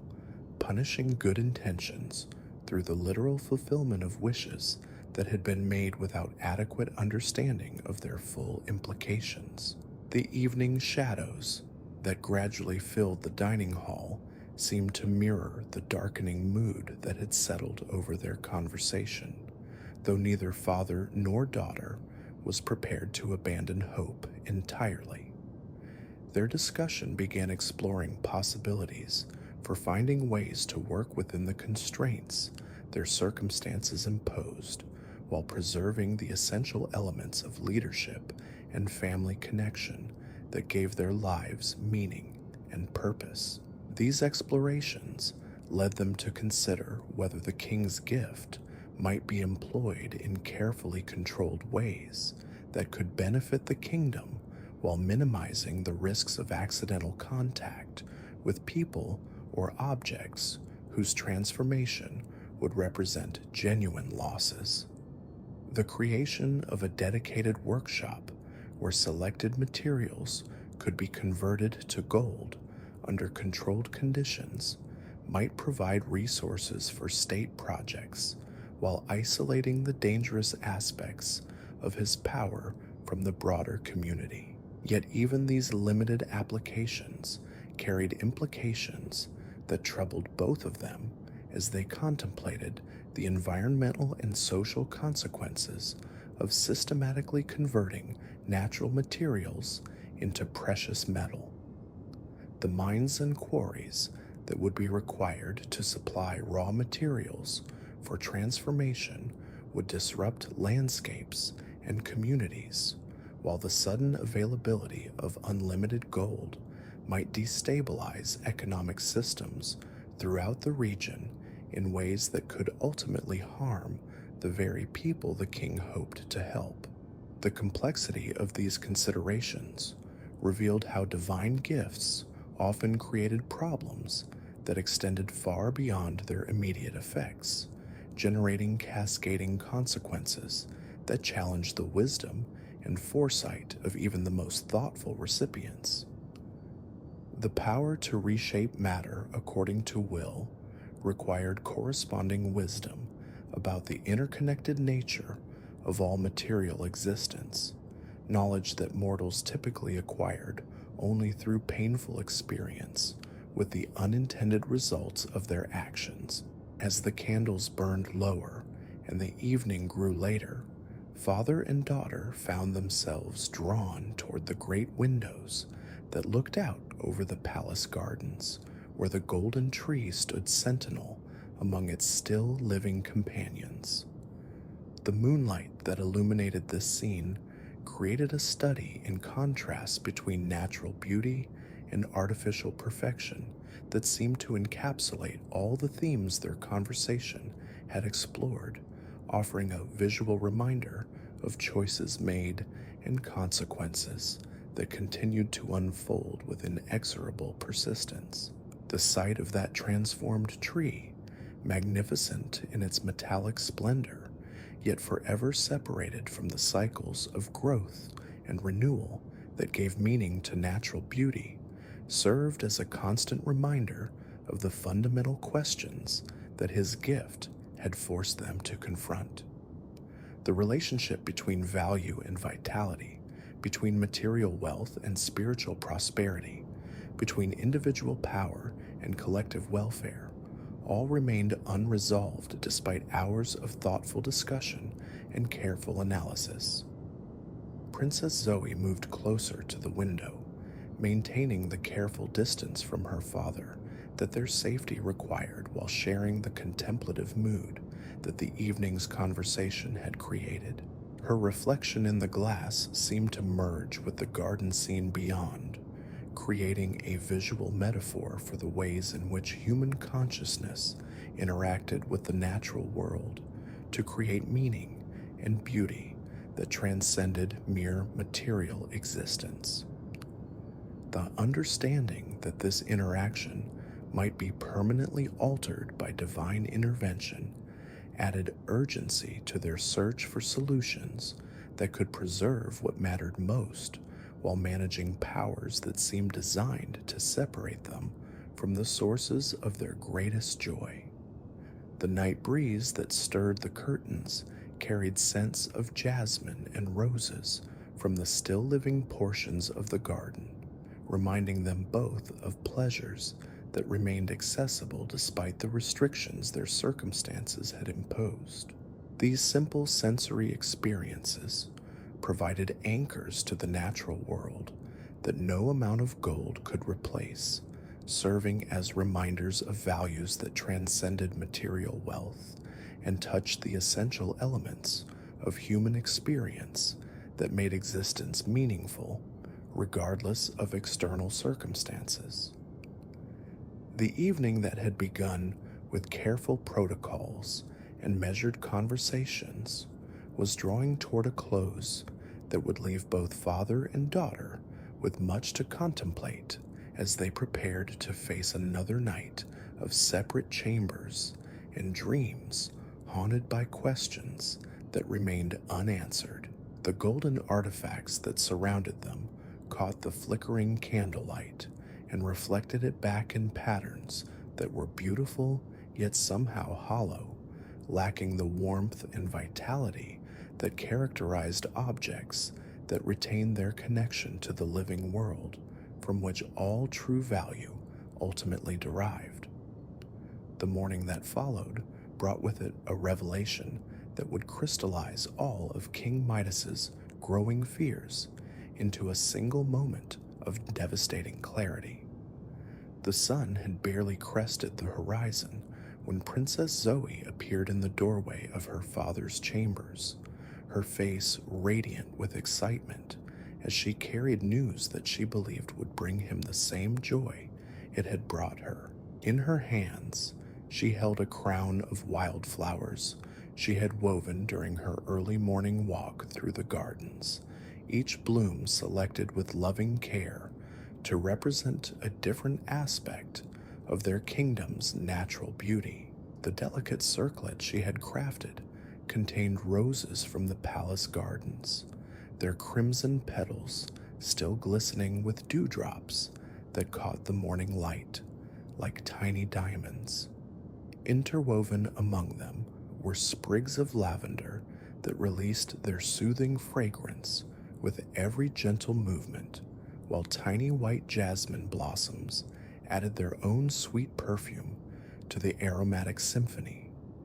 Golden marigolds provided bright accents that complemented the deeper hues of purple violets, and trailing ivy added graceful green elements that bound the entire creation together in harmonious unity. This floral crown represented more than mere decoration,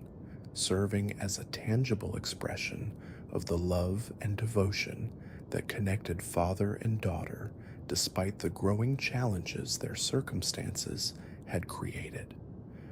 Princess Zoe had awakened before dawn to gather these blossoms while they were still fresh with morning dew, spending precious time in solitary contemplation as she selected each element according to its symbolic meaning and aesthetic contribution to the whole. The act of creation had provided her with a sense of purpose and connection that the previous evening's somber conversations had temporarily diminished. Her approach toward her father's chair carried all the spontaneous affection that had always characterized their relationship, her movements graceful and eager as she prepared to place this token of her love upon his head in a gesture that would crown him not with precious metals or jewels, but with the living beauty of nature itself. The smile that illuminated her features reflected genuine happiness at the thought of sharing this moment of simple joy with the man who had always been her closest companion and most trusted advisor. King Midas saw his daughter's approach with a mixture of overwhelming love and sudden paralyzing terror as he realized what her innocent gesture would accomplish the moment her gift made contact with his skin. The crown of flowers that represented hours of loving labor and heartfelt devotion would transform instantly into lifeless metal, its natural beauty and sweet fragrance sacrificed to the inexorable power that coursed through his touch. Yet the speed of her approach and the joy that animated her movements left him no time to explain the danger or devise alternative arrangements that might preserve her creation while expressing his appreciation for the love it represented. The collision between spontaneous affection and supernatural power occurred in a heartbeat that seemed to stretch into eternity, as Princess Zoe placed the floral crown upon her father's head with gentle hands that briefly made contact with his temples. The transformation began immediately at the points where her fingers had touched his skin, spreading outward with the same relentless inevitability that had claimed the olive tree and countless other objects throughout their ordeal. The living flowers that had been selected with such care and woven with such love began their conversion to precious metal with mechanical precision that recognized no distinction between valuable sentiment and ordinary matter. The roses that had symbolized the passionate intensity of their familial bond hardened into perfect metallic replicas that retained every detail of their original form while losing all trace of the life force that had made them beautiful. Their crimson petals became sheets of gold, so thin they seemed translucent, yet they no longer released the sweet fragrance that had perfumed Princess Zoe's morning walk through the gardens. The lavender sprigs that had carried promises of peace and tranquility transformed into miniature golden sculptures that preserved their delicate structure while eliminating the soothing properties that had made them valuable for more than mere appearance. Each blossom in the crown underwent its own individual metamorphosis, the jasmine flowers becoming tiny golden stars that caught the morning light without releasing any trace of their former perfume, while the marigolds transformed into brilliant metallic suns that blazed with reflected radiance, yet provided none of the cheerful warmth that had made them symbols of happiness and optimism. The violets that had represented modesty and faithfulness became purple-tinted gold that maintained their modest size while losing the humble beauty that had made them appropriate symbols for those virtues.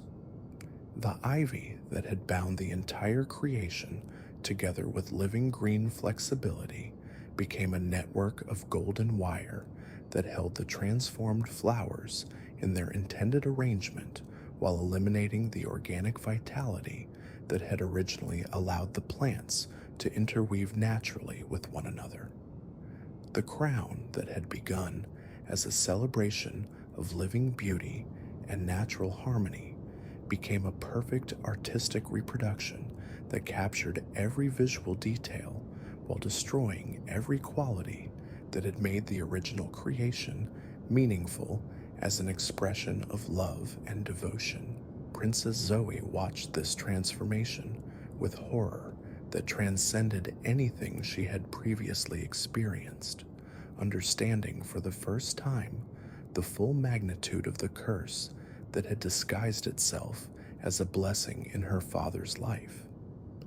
The hours she had spent selecting and arranging these flowers, the care she had devoted to creating something beautiful that would bring joy to the man she loved most in the world, the symbolic meanings she had embedded in each element of her creation, All had been rendered meaningless in the space of a single heartbeat by powers that recognized no distinction between precious sentiment and ordinary matter. The golden crown that now rested upon her father's head represented both incredible monetary value and complete spiritual emptiness. Its perfect preservation of visual details serving only to emphasize how thoroughly the transformation process had eliminated everything that had made her gift valuable as an expression of human emotion. The weight of precious metal that pressed against King Midas's temples felt heavier than any royal crown he had ever worn, burdened not with the authority of kingship, but with the devastating knowledge of what his touch had destroyed. The silence that followed this catastrophic moment stretched between father and daughter like an abyss that threatened to swallow their entire relationship, filled with unspoken grief for innocence, lost, and spontaneous affection rendered dangerous by circumstances beyond their control. Princess Zoe's hands remained frozen in the air where they had completed their loving gesture, her fingers still curved, as if holding the living flowers that had transformed beneath her touch into lifeless metal that could never again represent the natural beauty she had sought to share. King Midas found himself unable to meet his daughter's eyes, as the full implications of what had occurred settled into his consciousness, like stones dropping into still water, each realization creating ripples of understanding that spread outward to encompass ever-widening circles of consequences and regret. The gift that had seemed like an answer to his deepest wishes had revealed itself as a barrier between himself and every form of beauty, love, and natural joy that made existence meaningful beyond mere survival and material accumulation. The golden crown became a symbol of everything that divine intervention had cost them, its perfect metallic reproduction of natural beauty, serving as a constant reminder of the living original that had been sacrificed to demonstrate the extent of his isolation from the world he had always cherished. Each transformed flower represented not only hours of loving labor rendered meaningless, but also the growing impossibility of maintaining normal human relationships when every gesture of affection carried the potential for irreversible destruction. Princess Zoe's voice, when she finally found the strength to speak, carried a tremor that reflected the depth of her shock and the magnitude of her growing understanding about the true nature of their predicament. Her words came slowly and carefully, as if she were testing each syllable to ensure that it accurately conveyed the complex emotions that threatened to overwhelm her capacity for rational thought. The question she posed was simple in its formulation, yet profound in its implications, asking whether there remained any possibility of reversing the transformation that had claimed not only her crown, but the easy intimacy that had always defined their relationship. The king's response revealed his own growing desperation as he contemplated the accumulating evidence that his divine gift was systematically destroying everything he valued most in his existence as both ruler and father. His explanation of the experiments he had conducted in private, attempting to discover some method of controlling or reversing the transformation process, painted a picture of increasing frustration and mounting despair as each attempt had yielded the same inexorable results. The conversation that developed between them in the aftermath of this disaster explored territory that neither had been prepared to confront directly, addressing the possibility that the gift which had seemed like divine favor was actually a form of cosmic punishment designed to teach lessons about desire, contentment, and the relationship between material wealth and genuine prosperity. The irony of their situation struck both of them with particular force as they contemplated how the king's attempt to acquire power that would allow him to serve others more effectively had resulted in his growing separation from the very people he had hoped to help. The morning light that streamed through the chamber windows illuminated the golden crown with radiance that emphasized both its material beauty and its spiritual emptiness, creating visual metaphors for the broader themes that their ordeal was forcing them to confront. The transformation of living flowers into lifeless metal paralleled the gradual transformation of their relationship from spontaneous affection to careful formality, both processes representing losses that no amount of monetary compensation could adequately address. As they sat together in the growing brightness of the new day,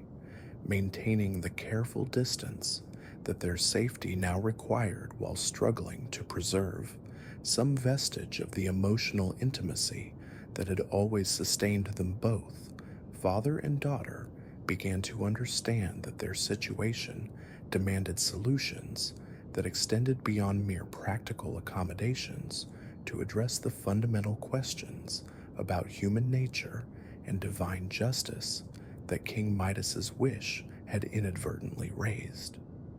The golden crown that rested upon his head served as both burden and symbol, its weight a constant reminder of choices made and consequences that continued to unfold with relentless persistence. The kingdom beyond their palace walls continued its daily rhythms, unaware that their beloved rulers were grappling with forces that challenged every assumption they had ever held about power, responsibility,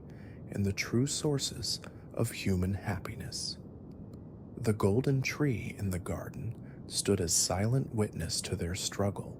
its metallic branches reaching toward a sky that seemed increasingly distant from the mortal concerns that had once provided meaning and purpose to their peaceful existence within the natural world they had always cherished above all material possessions. The weight of realization settled upon them both like morning mist descending into a valley, carrying with it the understanding that their predicament had evolved beyond mere inconvenience into something approaching genuine tragedy. The golden crown that adorned the king's head caught every ray of sunlight that entered the chamber, transforming the natural illumination into brilliant reflections that danced across the walls like imprisoned fragments of fire, beautiful yet cold in their metallic perfection. Each glimmering surface seemed to mock the memory of living petals that had once trembled with dewdrops and released their sweet fragrances into the morning air. Princess Zoe moved to the window with steps that had lost their customary lightness. Her graceful bearing now weighted with comprehension that extended far beyond the immediate loss of her floral creation. The view that greeted her encompassed the palace gardens, where she had spent countless hours in communion with the natural world. Yet now every flower, every tree, every blade of grass appeared vulnerable to transformation should her father's careful vigilance ever falter for even a moment. The roses that climbed the marble trellises, the fruit trees heavy with ripening harvest, the herb gardens that provided both culinary delights and healing remedies, all existed in a state of precarious safety that depended entirely upon maintaining distances that grew more difficult to preserve with each passing day. The princess found herself cataloging these living treasures with the desperate intensity of someone who understood that memory might soon be their only refuge from complete transformation. The way sunlight filtered through leaves to create patterns of light and shadow on garden paths, the sound of bees humming as they moved from blossom to blossom in their ancient dance of pollination, the gentle rustle of branches responding to breezes that carried the mingled scents of jasmine and honeysuckle throughout the palace grounds. All these sensory experiences might soon exist only in recollection if some accident or moment of weakness allowed the king's dangerous touch to spread beyond the confines of his carefully controlled environment. King Midas remained seated in his chair, afraid to move, lest some inadvertent gesture bring him into contact with objects that had thus far escaped transformation. The chamber that had once been his private refuge now felt like a prison whose boundaries were defined not by walls or bars, but by the invisible radius of destruction that surrounded his physical presence. Every book that lined the shelves, every piece of furniture that provided comfort and functionality,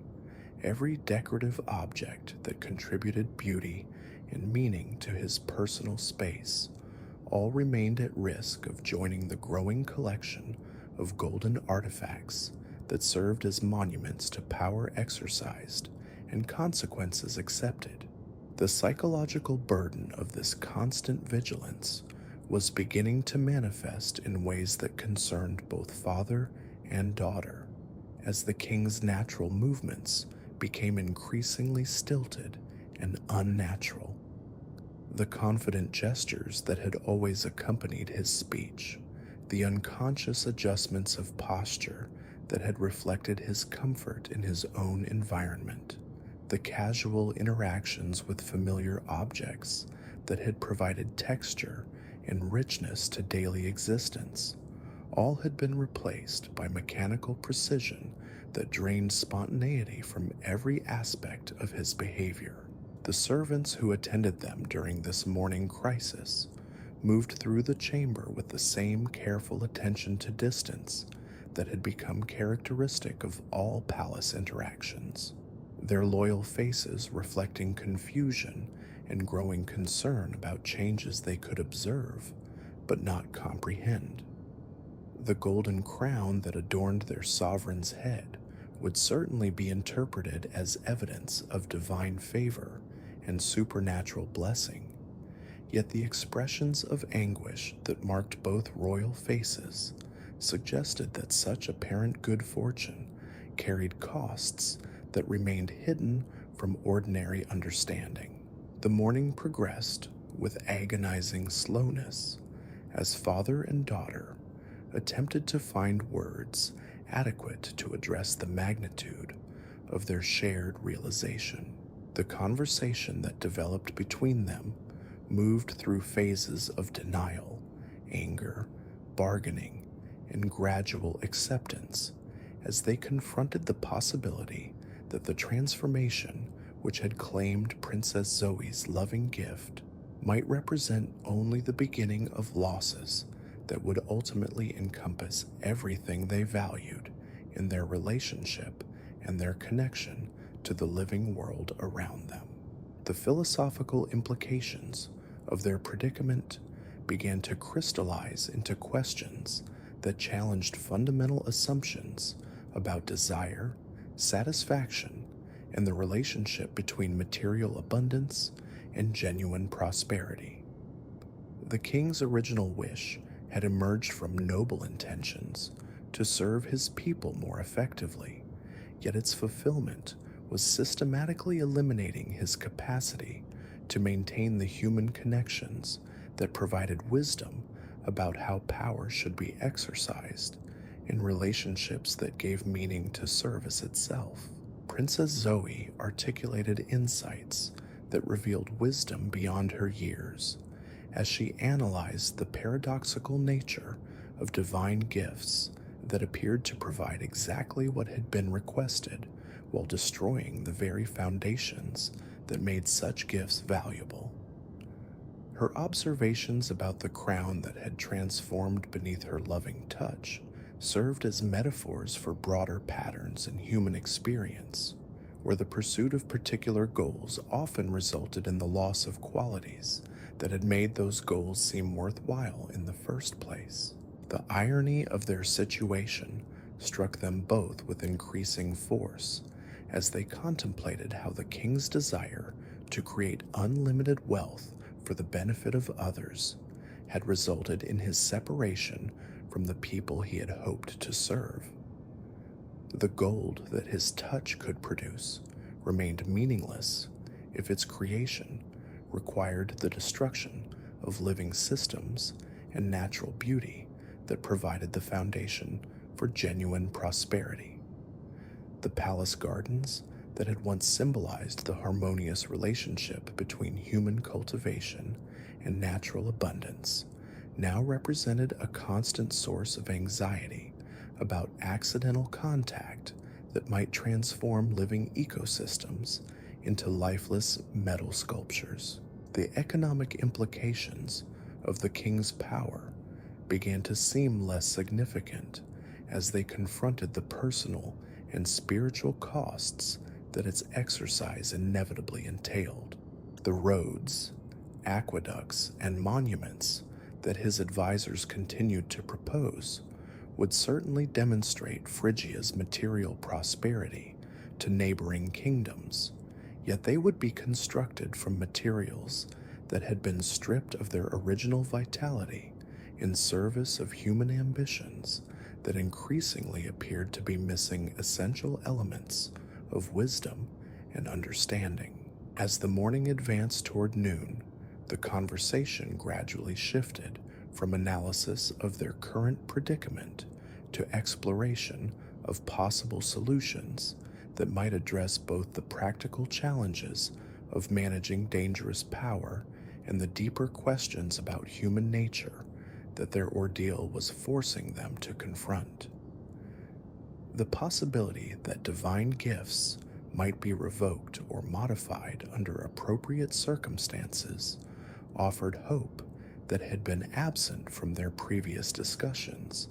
though neither possessed sufficient knowledge of supernatural law to determine whether such interventions were possible or how they might be obtained. The memory of Silenus and his ancient wisdom provided a potential avenue for seeking guidance that extended beyond mortal understanding,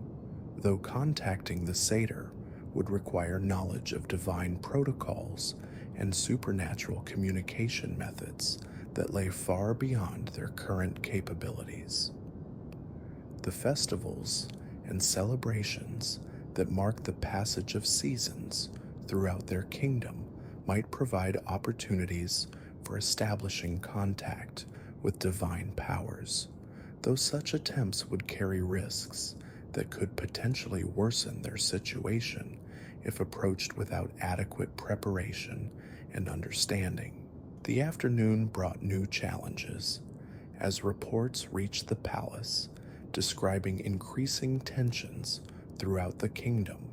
where rumors about supernatural events and divine interventions continued to spread despite official attempts to maintain discretion about the royal family's circumstances. The economic disruptions that had begun with speculation about unlimited gold were evolving into broader social anxieties as people struggled to comprehend changes that threatened the predictable patterns of daily life they had always taken for granted.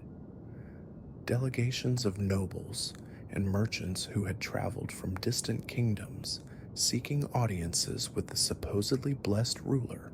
found themselves greeted with elaborate ceremonies that maintained careful distances between the king and his visitors. These formal interactions satisfied diplomatic requirements while preventing demonstrations of the power that had attracted their attention, yet the growing disappointment and suspicion among foreign representatives threatened to undermine relationships that had taken years of careful diplomacy to establish. The pressure of maintaining these deceptions while managing the constant vigilance required to prevent accidental transformations was creating stress that affected every aspect of royal governance, from the daily administration of justice to the long-term planning that effective leadership required. The kingdom that had once operated smoothly under the king's attentive guidance was beginning to show signs of strain as important decisions remained postponed due to complications that his transformed condition had introduced into previously straightforward processes. Princess Zoe observed these mounting pressures with growing concern for her father's physical and emotional well-being, recognizing that the burden of secret knowledge and dangerous power was taking a toll that extended far beyond the obvious inconveniences of avoiding direct contact with objects and people. The king, who had once approached each day with enthusiasm for the challenges and opportunities it might bring, was being replaced by someone who viewed each morning as another exercise in managing risks and preventing disasters that could strike without warning. The golden crown that had resulted from her innocent gesture of affection remained upon her father's head throughout the day, its weight serving as a constant reminder of love transformed into burden and spontaneous joy converted into careful caution. The metallic flowers that comprised its structure caught light from every angle, creating beautiful effects that emphasized their separation from the living world that had given them meaning beyond mere aesthetic appeal. Each transformed blossom represented not only the specific loss of her morning's labor, but also the broader implications of power that converted everything it touched into valuable objects that could no longer fulfill the functions that had made them valuable in their original forms. The evening approached with the same elaborate preparations that had become necessary to allow the royal family to share meals without risking further transformations, though the emotional atmosphere surrounding these gatherings had changed dramatically since the morning's revelation. The dining hall that had once been filled with easy conversation and spontaneous laughter now hosted interactions that were careful and measured, weighted with awareness of how quickly affection could become tragedy when divine gifts eliminated the possibility of safe physical contact. The servants who attended them during dinner moved through their duties with the same nervous precision that had characterized all palace activities since the king's transformation, their loyal dedication unchanged despite their obvious confusion about circumstances they could observe but not fully comprehend. The golden artifacts that accumulated throughout the palace with each passing day provided visible evidence of supernatural intervention, yet their beauty could not compensate for the growing atmosphere of tension and constraint that affected everyone who lived within the royal household. As night settled over the kingdom and candles were lit throughout the palace corridors, both father and daughter found themselves contemplating the approaching darkness with emotions that combined exhaustion from the day's revelations with apprehension about the challenges that tomorrow would inevitably bring. The golden crown remained upon the king's head as he prepared for another night of solitary rest, its transformed flowers serving as eternal reminders of the love that had created them and the power that had destroyed their capacity to represent the natural beauty and spontaneous affection from which they had originally drawn their meaning. The stars that appeared in the evening sky seemed more distant than ever before,